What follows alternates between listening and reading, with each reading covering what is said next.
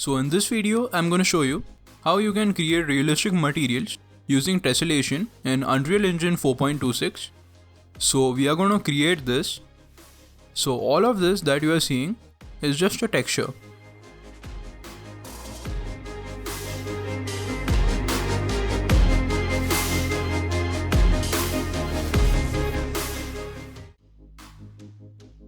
Okay, so let's start with the video. So the first thing that you're going to need is you'll need some textures.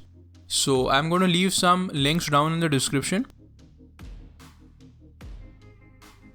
Okay, so after downloading those textures, you will have these 4 texture maps. So the first one is called the Albedo map, and that contains the color information. The second one is called the Displacement map, and this map is a grayscale map. So this contains the height information. Next we have our normal map, and the normal map is generally used to fake detail. We are going to use the displacement map to give our mesh the detail that we want. After the normal map, we have this roughness map, and the roughness map gives different values of roughness to our mesh. So this is going to give the appropriate roughness values. Okay, after that I'm going to open a blender, and here I'm going to click Shift A and I'm going to add a plane. So in order to use tessellation, your mesh should have a significant number of faces. So what I'm going to do is, I'm going to select the plane and I'm going to go in the modifiers tab, and we can just subdivide this by adding a subdivision surface. The maximum subdivision surface that you can give to your mesh is 6. So we have 6 subdivision levels. Let me turn on the statistics. The statistics will show you the number of faces, edges and vertices.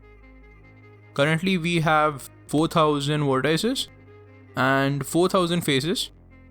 Just apply the modifier. The more faces you will have, the more detail you will get. But again, you will need to optimize that in Unreal Engine. So after you have subdivided your mesh, you can just go to File, Export, and export it as an FBX. Now in the object types, you just need to select the mesh because we are going to export the mesh. You can select the selected objects.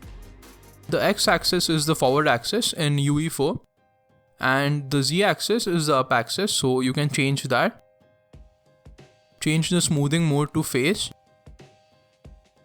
And down here we don't want any animations, so just turn that off. And now you can pretty much save this. So just export this as an FBX file.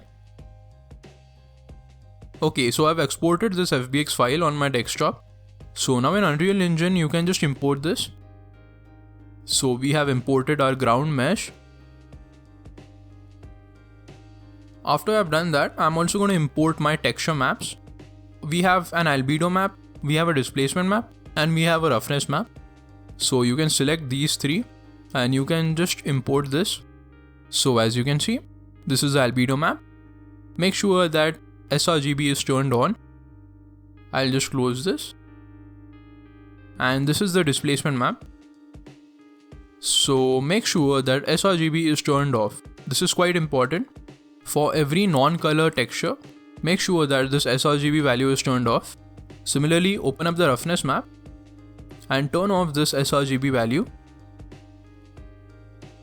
Just bring in your ground plane in the scene. After I have done that, I'm going to right click and create a material. So this will be our ground material. You can add this material to the ground plane. Double click to open this material. So now you can see your material preview on the left hand side. And here you'll have the output node. So now let's bring in all the textures.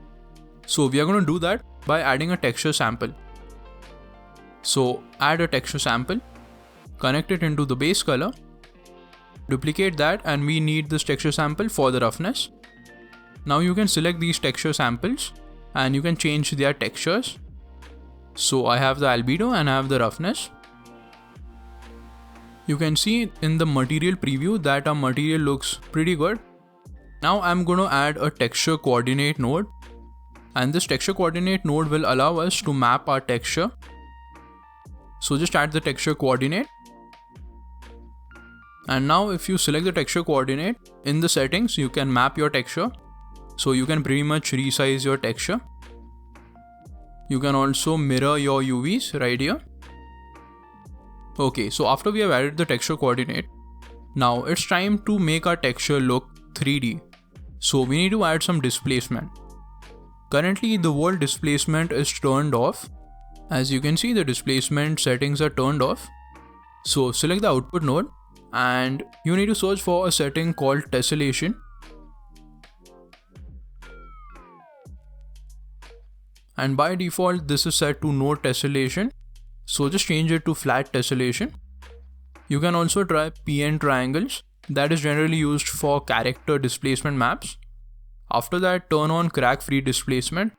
So the crack free displacement setting will get rid of all the cracks. After that, you can change the max displacement to 1, and by default this adaptive tessellation setting will be turned on. So this is for optimization purposes. So this basically subdivides the mesh if your camera is closer, and if the camera is farther away, it will unsubdivide the mesh. So that's basically for optimization. We don't need to worry about that. So now I'm going to add our displacement texture sample.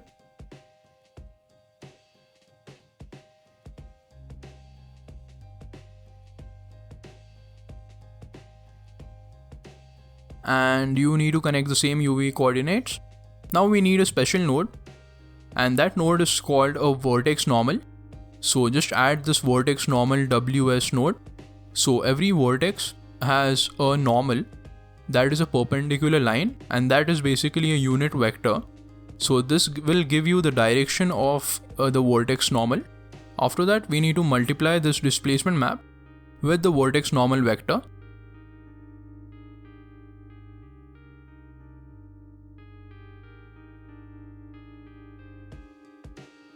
Finally, you can connect this into the world displacement.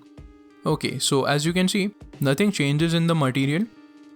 So we need to do some additional things. First off, we need to add the tessellation multiplier, and this will control the tessellation amount. For that, I'm going to add a scalar parameter, and this will be called tessellation multiplier.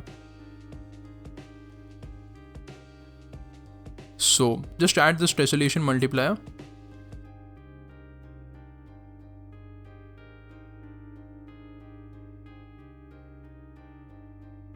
Okay, after that we need a way to change the contrast of this displacement map. So I'm going to multiply this displacement map with a scalar parameter. So basically, if the displacement map has a high contrast, the displacement strength will be quite high. And if the displacement map has lower contrast values, that means the strength of the displacement will be quite low. So now we have two settings that control the displacement. One setting is the displacement strength and another setting is the tessellation multiplier. So I'm going to select the tessellation multiplier and change it to 10.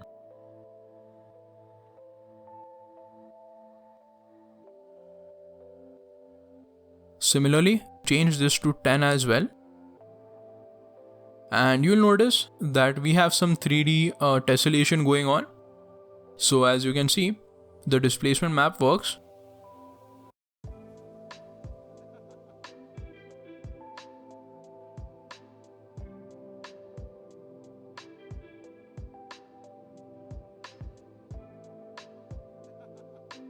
I'll just save this and let's take a look at our mesh in the scene.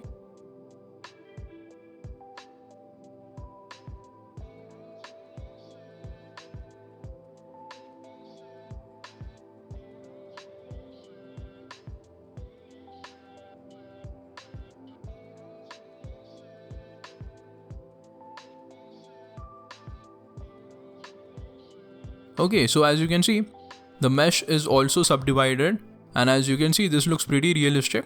So this looks like as if we have a particle system, but it's not a particle system, it's just tessellation going on. And you can use tessellation for all sorts of things. Tessellation is mainly used while creating landscapes, and this technique is commonly used to create high quality game environments.